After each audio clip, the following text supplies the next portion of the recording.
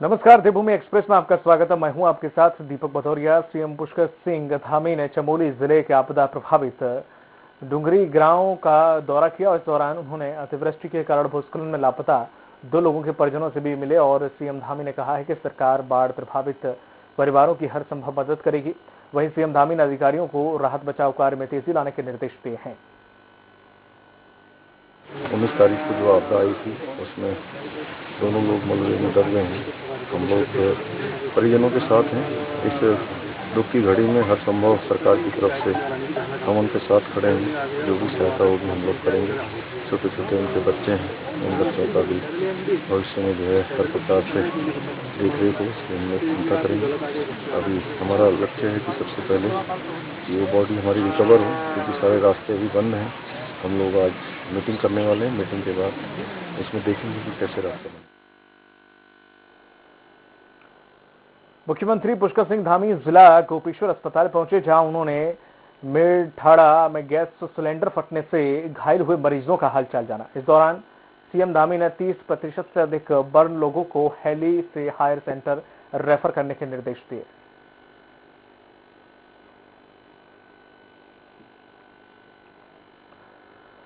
मुख्यमंत्री पुष्कर सिंह धामी ने चमोली जिले के आपदा प्रभावित क्षेत्रों का जायजा लेने के बाद जिला स्तरीय अधिकारियों के साथ आपदा राहत कार्यों की समीक्षा की। उन्होंने अवरुद्ध मार्गों, क्षतिग्रस्त बिजली और पेयजल लाइनों को जल्द से जल्द बहाल करने और आपदा पीड़ित परिवारों तक हर संभव मदद पहुंचाने के निर्देश दिए हैं। मुख्यमंत्री ने स्वास्थ्य विभाग को सभी क्षेत्रों में मेडिकल सुविधा और दवाइयां पहुंचाने को कहा। उन्होंने बताया कि लोगों के जीवन को बचाने के लिए पूरे प्रदेश में एयर एम्बुलेंस की व्यवस्था की गई है। प्रधानमंत्री ग्रामीण सड़क योजना में 83 बंद थी, इसमें से 40 खोल दी हैं। अभी 43 बंद हैं। विद्युत विभाग के भी 450 पोल क्षतिग्रस्त हुए हैं, 10 ट्रांसफार्मर क्षतिग्रस्त हुए हैं और सिंचाई विभाग पेयजल योजना की 54 क्षतिग्रस्त थी, जिसमें से 46 अभी इन्होंने। प्रदेश के मुख्यमंत्री पुष्कर सिंह धामी पौड़ी के 1 दिवसीय दौरे पर रहे।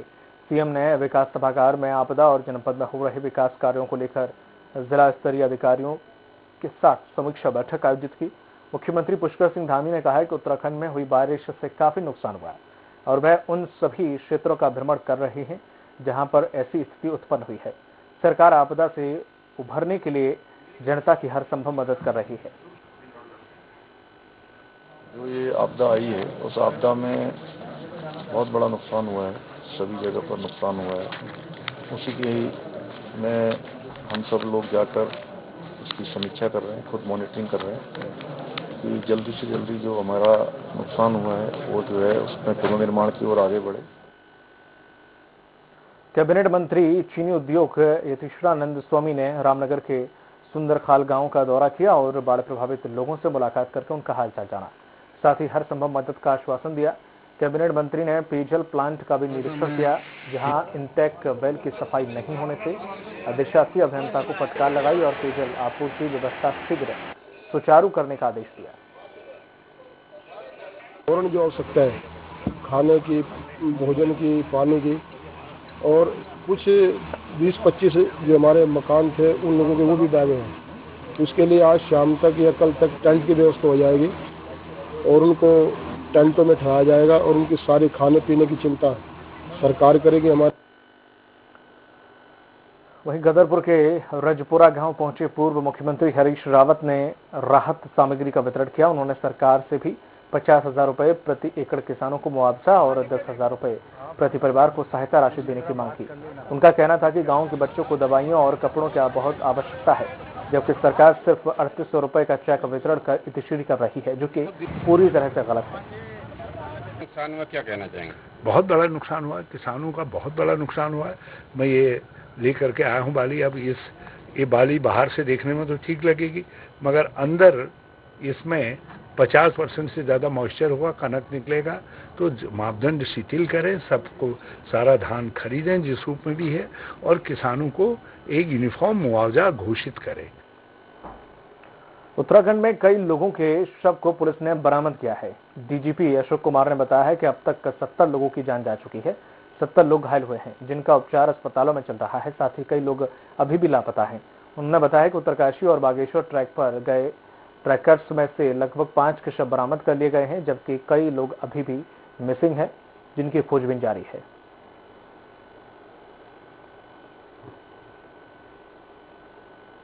देखिए, अभी तक लगभग 70 लोगों की मृत्यु हो चुकी है, 27 लोग घायल हैं और लगभग 20 लोग लापता हैं। इसमें लगभग मैंने इसलिए लगाया कि कई जगह वो कंफ्यूजन है, खासकर ट्रैकिंग रूट्स पे।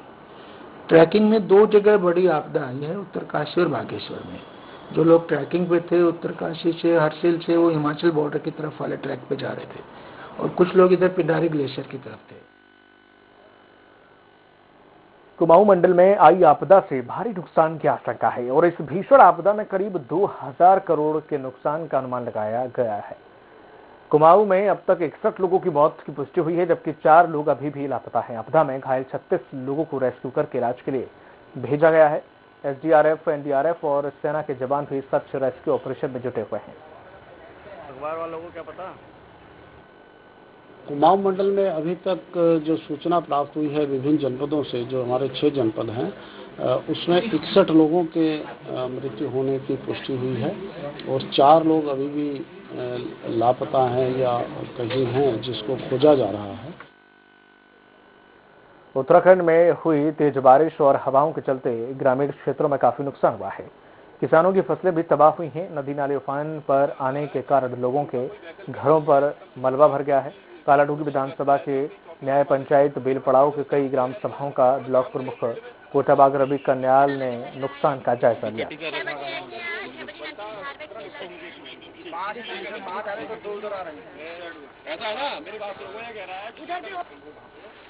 हमने मौका मुआयना किया है और संबंधित हमने विभागीय अधिकारियों से वार्ता की है। जैसा कि हम देख रहे हैं, यहाँ पर सभी गांव में इतना मलबा आ गया कि सारी पूरी फसलें खराब हो गई है। ग्रामीणों की जमीनें, भूमि सारी कट गई है, घरों के अंदर मलबा आ गया और पानी की पेयजल लाइनें सारी टूट चुकी है। कई दिनों तक हुई मूसलाधार बारिश के चलते नैनीताल के बिड़ला स्कूल के पास कुमाऊं लॉन्ज में 5 परिवारों के मकान पूरी तरह से धराशायी हो गए हैं। तन के कपड़े के अलावा उनके पास कुछ भी नहीं है। भारतीय जनता पार्टी के मंडल अध्यक्ष आनंद बिष्ट के साथ कार्यकर्ताओं ने मौके का निरीक्षण किया। वरिष्ठ भाजपा नेता अरविंद पडियार ने भी आपदा पीड़ितों की मदद करने की अपील की।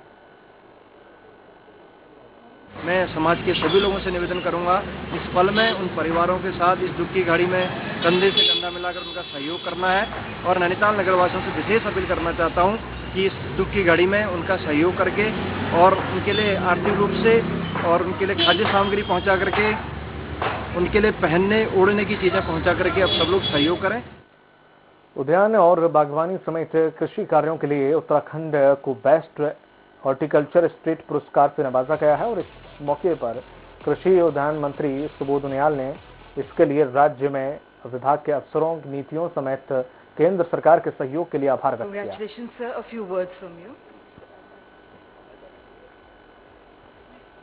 किसान की आय बढ़ाने के लिए, बागवानी की संभावनाओं को धरातल पर उतारने के लिए विगत वर्षों में काफी अच्छा कार्य किया गया और इसमें चाहे पॉली हाउसेस के माध्यम से रोजगार देने की संभावनाएं रही हों, चाहे उच्च गुणवत्ता के पौधों को लेकर जो किसान की उत्पादकता बढ़ाने का प्रश्न रहा हो, चाहे आपका नर्सरी एक्ट के माध्यम से, जिस तरह हमने पूरे देश में अकेला राज्य है जो नर्सरी एक्ट में जिन्होंने 6 महीने की सजा का प्रावधान किया है, जिससे कि किसान को उच्च गुणवत्ता की पौध मिल सके। उत्तराखंड राज्य निर्माण आंदोलनकारी संगठन मसूरी ने आप पार्टी के प्रदेश प्रवक्ता नवीन पिरसाली के नेतृत्व में शहीद स्थल पर पहुंचकर आपदा में मारे गए लोगों को श्रद्धांजलि अर्पित की।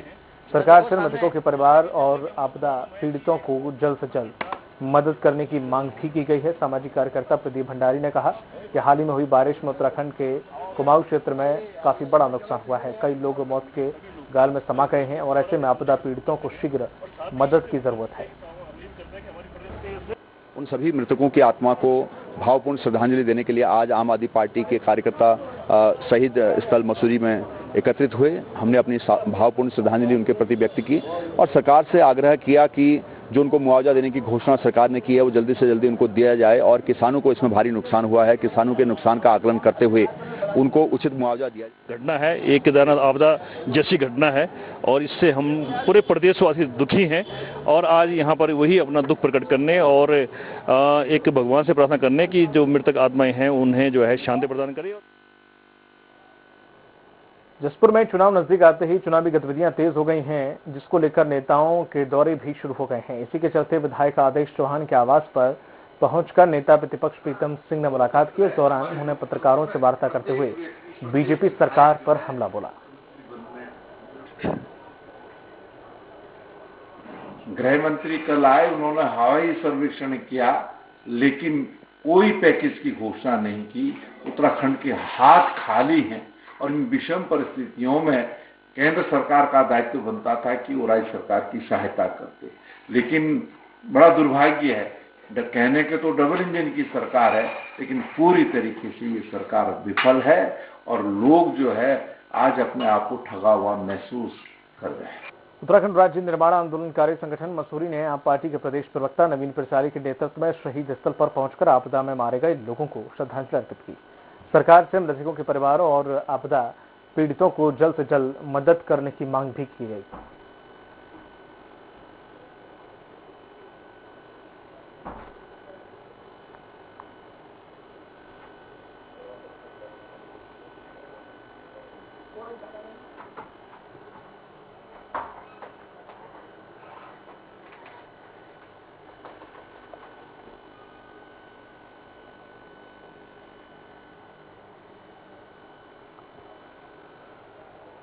खबर देहरादून से है, जहां हरक सिंह रावत के तेवर नरम पड़ चुके हैं। उन्होंने कहा कि हरीश रावत के खिलाफ मैं अब एक शब्द नहीं कहूंगा। मैं हरीश रावत के चरणों में नतमस्तक हूं।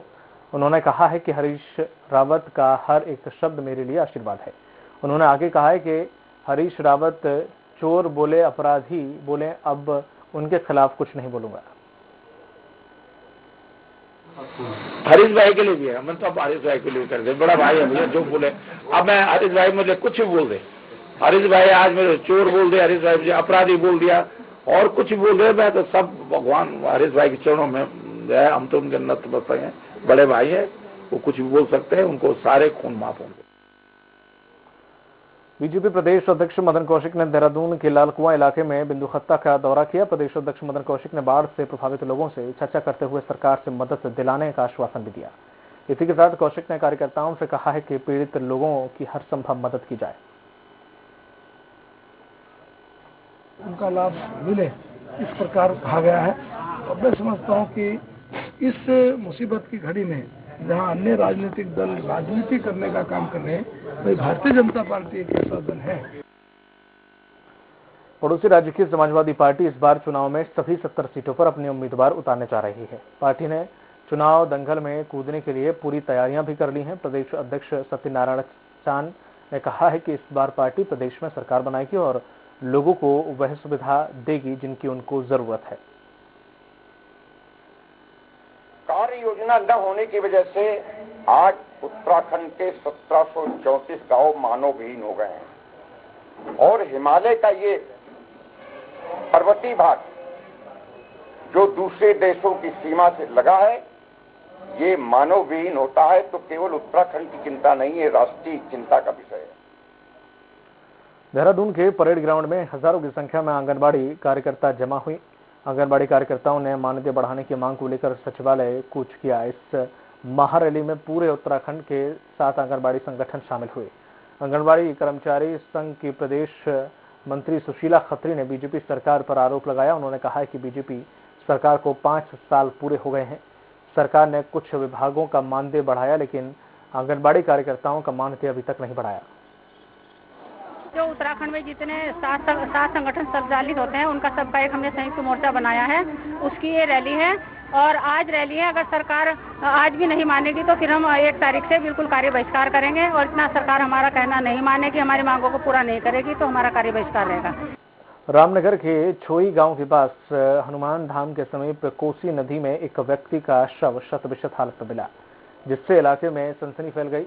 इधर शव को पहचानने के लिए सरकारी अस्पताल के मर्चुरी वार्ड में रखवा दिया गया है। हालांकि पुलिस शव की पहचान करने की कोशिश कर रही है। तो हमें सूचना मिली तो मौके पर हमने उप निरीक्षक नरेंद्र कुमार मई फोर्स के वहाँ भेजा है। तो वो बॉडी काफ़ी क्षत विक्षत अवस्था में है और अभी उसकी आइडेंटिफिकेशन की प्रयास किए जा रहे हैं और विधिक रूप से भी कम से कम 3 दिन उसको हम लोग अपने यहाँ रखेंगे और उसके आइडेंटिफिकेशन के लिए पूरे प्रयास करेंगे। रुद्रप्रयाग में तुंगनाथ यात्रा की तैयारियों को लेकर इको पर्यटन विकास समिति के सहयोग से शिविर का आयोजन किया गया, जिसमें घोड़े खच्चर संचालकों ने घोड़ा खच्चर मालिक संगठन चोपता तुंगनाथ का गठन किया। संगठन का जो गठन है उसमें होने से अब तुंगनाथ और चंद्रशिला जाने वाले तीर्थयात्रियों और सैलानियों को निर्धारित दरों पर घोड़े खच्चर प्राप्त हो सकेंगे और सभी घोड़े खच्चर संचालकों को समान आय अर्जित हो सकती है। संगठन की ओर से पंजीकरण की प्रक्रिया भी पूरी कर ली गई है।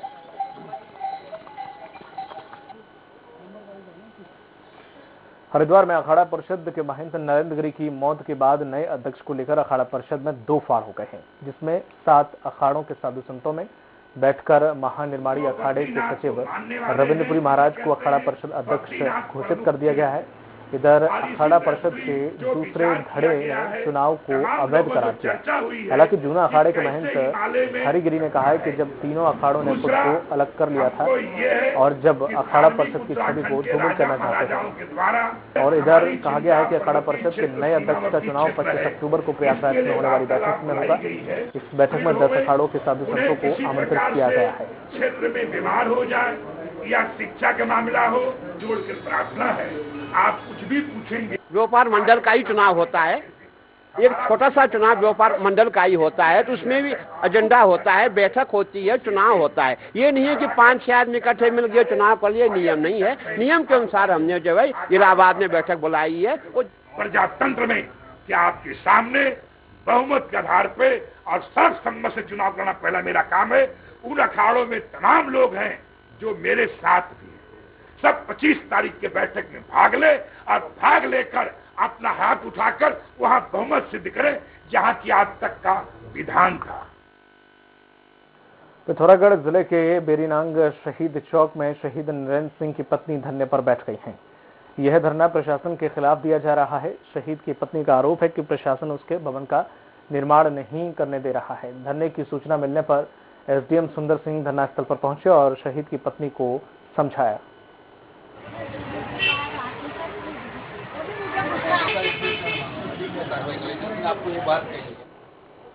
मसूरी नगर पालिका ने देहरादून मार्ग में अवैध अतिक्रमण पर कार्रवाई करते हुए अवैध कब्जे को ध्वस्त किया है।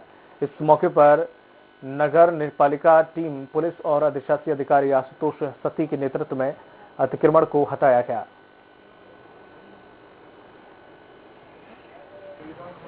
वहाँ पर लगातार खबरें आ रही थी कि अवैध अतिक्रमण किया जा रहा है और इवन स्लटिंग भी हो रही है ऑन पब्लिक रोड। तो उसके परिप्रेक्ष्य में हमने आज कार्रवाई की है। हमारी पालिका की पूरी गैंग की टीम गई थी और उनको प्रॉपर मौका दिया गया। हालांकि आपको मैं बताना चाहूँगा कि अतिक्रमणकारी जो भी थे उन्होंने खुद से कोऑपरेट किया और अपनी जो भी उन्होंने दुकानें बढ़ाई हुई थी, सड़क पर लगाई हुई थी, वो हटा दी गई हैं। ऊधम सिंह नगर के जसपुर में वायरल फीवर और डेंगू का प्रकोप बढ़ता जा रहा है। आलम यह है कि अस्पताल में मरीजों की भरमार बनी हुई है। बढ़ते मरीजों को देख स्वास्थ्य विभाग भी अलर्ट हो गया है। अस्पताल में लगातार कोरोना और डेंगू की जांचें की जा रही हैं। वहीं सामुदायिक स्वास्थ्य केंद्र अधीक्षक हितेश कुमार ने बताया कि मौसम में बदलाव के कारण कई प्रकार की बीमारियां वायरल हो रही हैं, जिन्हें कंट्रोल करने के लिए अस्पताल में आइसोलेशन वार्ड बनाया गया है। लोगों की कोविड की भी जांच करा रहे हैं साथ में और डेंगू की भी जांच करा रहे हैं। तो ऐसा कोई कंफर्म हमारे पास कोई पेशेंट नहीं है, ना डेंगू का ना कोविड का। मरीज जरूर बढ़े हैं और बुखार के मरीज आ रहे हैं लगातार, उनको पूरी दवाई दी जा रही है, पूरी जांच की जा रही है। लक्सर क्षेत्र के भरुआवाला गांव में शिकायत के बाद डीपीआरओ विकास कार्यों का निरीक्षण करने पहुंचे। इस दौरान उनके सामने शिकायतों का अंबार लग गया। ग्रामीण डीआरपीओ की जांच से खुश नहीं है। ग्रामीणों ने आरोप लगाया है कि जांच अधिकारी सिर्फ खानापूर्ति कर रहे हैं। पाइपलाइन से डाल ली थी और वह पाइपलाइन मौके पर नहीं है। 3 साल पहले लग चुकी है मौके पर, कागजों में, हवा में लग चुकी, कहीं दिखा रखी है कागजों में, और वहाँ मौके पर नहीं है। और अधिकारी आए हुए हैं, न तो ये मौके पर जा रहे, सब कह रहे कि भाई पाइपलाइन लग गई और मतलब लगी हुई की भी उनको बस लगी हुई बता रहे, कोई दिक्कत ही नहीं आया। तो इसलिए आप ग्राम ग्राम जो है ना, हर जहाँ हर मोड़ पर बेंच दिखा रखी है बैठने की, उनके पैसे निकालते हुए दिखा रखे हैं। तो बाकी यहाँ मौके पर कुछ नहीं है। किसी को शक हो तो एक बार मौके पर मुआयना कर लो, जो अधिकारी हो तो बात करके कि मौके पर जावा। ये लोग मौके पर जाकर उसका मुआयना करने के लिए तैयार नहीं है। या जो ये विनोद शर्मा जी ने कहा कि इसमें भुगतान हो गया है और काम नहीं हुआ है, तो सारी फाइलें मैं अभी देखूंगा जाके ब्लॉक पर, और इसके अलावा मैं जिले लेवल से भी और ब्लॉक से भी ये देखूंगा कि क्यों इतने जो काम अधूरे पड़े हुए उनके भुगतान में क्या समस्या आ रही है। मिस्टर एंड मिस इंडिया में मसूरी की रचना शर्मा ने टॉप 5 में अपनी जगह बनाई है, जहां होटल में आयोजित सम्मान समारोह में Mussoorie traders and welfare association के अध्यक्ष रजत अग्रवाल और महामंत्री जगजीत कुकरेजा ने रचना शर्मा का शॉल मोमेंटो देकर सम्मानित किया। और रजत अग्रवाल ने कहा है कि रचना शर्मा ने 50 की उम्र में मिस पॉपुलर इंडिया वर्ल्ड 2021 बनकर मिसाल कायम की है। अपने आप को साबित करना, बिकॉज मैं एक छोटे से टाउन से हूँ, that is Mussoorie only, right. मेरे को इतना एक्सपोजर शायद नहीं था, बट मुझे उस प्लेटफॉर्म पे जाके RAM walk, talent round, casual round, formal round, introduction round, question answer round, fitness round, बहुत सारे राउंड थे जिनको मैंने पार किया। तो शायद ये मेरा मसूरी का प्यार और यहाँ से जो मुझे एक एनर्जी मिली थी, उसी के कारण मैं उस प्लेटफॉर्म पे जाके जीत पाई। खबरों में फिलहाल इतना ही। चलते चलते एक नजर स्वराज